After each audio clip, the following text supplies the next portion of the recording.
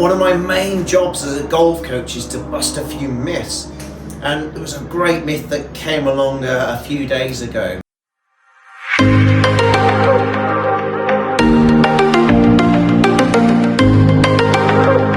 This guy was told by all of his golfing friends that at impact he was on his toes. He was massively on his toes at impact, and that's why he felt he wasn't hitting the ball well.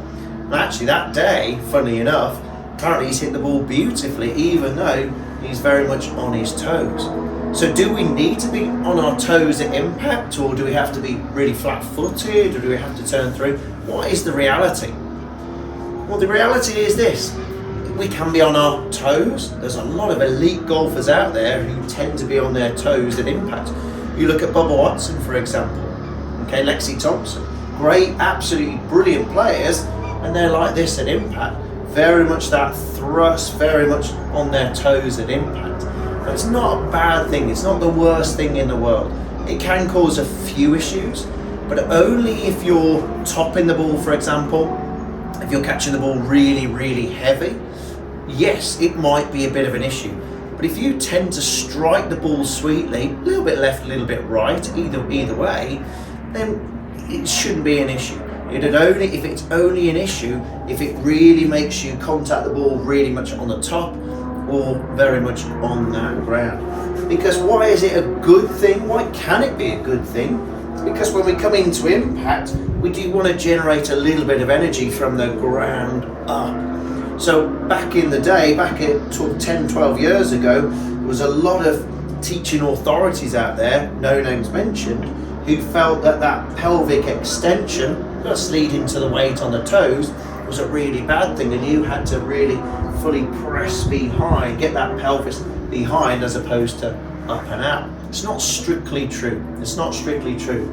Because ways that being on your toes can help, as I say, is by generating a little bit of energy from the ground up, but it's also a good way of actually shallowing that golf club. Because when we push forward with the body, it actually enables the handle to move forward and the club head to get behind. Whereas before, I've seen a lot of golfers try and get into the golf ball and try and push that pelvis back. They'll come too much over the top. So it's actually not a bad way to shallow the shaft if this happens. Don't get me wrong, it can lead to a few issues with regards to ball striking, a couple of little issues with the direction, but it's not going to create any major disasters. And that's the key to it, and that's the key to golf overall. Especially if you have lessons with me, I'm always an advocate of making sure that we're making our pad shots better. And this isn't going to make us disastrous shots at all. And as I say, when we're on our toes, it pushes that club head back and does shallow that shaft out. So in overall, it's not a bad thing. As I say, if you do tend to top the ball a lot or fat the ball a lot, that could be a reason you might be overdoing it, or it might not be the matchup. It might not be the matchup in the swing for you.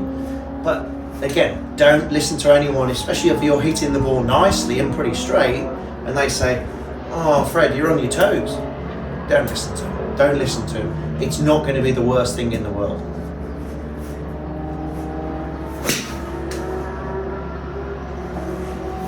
Hope this makes sense. Don't worry about, as I say, the fact your weight is on your toes, you're feeling your weight on your toes at impact, especially if this is happening. It's not the be all and end all.